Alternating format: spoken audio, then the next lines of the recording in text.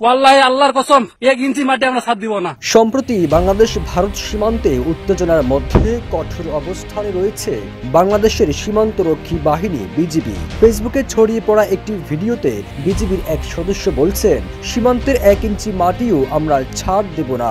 যত রোদ বৃষ্টি কিংবা তুফানি হোক আমরা পিছু হটব না। যত রোদ হোক যত গরম হোক যদি তুফান হয়ে যায় 1 ইঞ্চি মাটি আমরা ছাড় দিব না। সামাজিক যোগাযোগ মাধ্যম ফেসবুকে এমন ভিডিও ছড়িয়ে পড়ার পর অনেকেই বিজিবি সদস্যদের দেশপ্রেম ও সাহসিকতার প্রশংসা করছেন। সীমান্ত রক্ষায় তাদের এই দৃঢ় মনোভাব দেশবাসীর মধ্যে আস্থা ও গর্বের অনুভূতি তৈরি করেছে।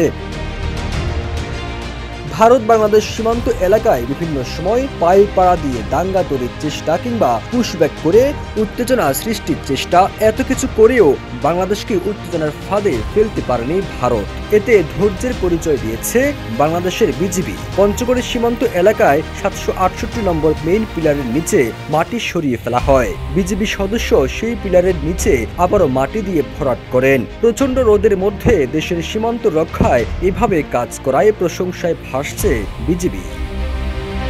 ওয়ালটন আবারও মিলিয়নিয়ার অফারে ওয়ালটন ফ্রিজ কিনে আপনিও হয়ে যেতে পারেন মিলিয়নিয়ার।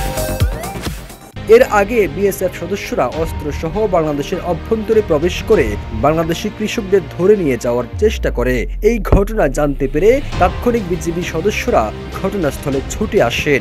এ সময় অস্ত্রসহ 2 বিএসএফ সদস্যকে আটক করা হয়। পরবর্তীতে ক্ষমা চাওয়ায় প্রক্রিয়া অনুসরণ করে তাদের বিএসএফ কর্তৃপক্ষের কাছে হস্তান্তর করা হয়।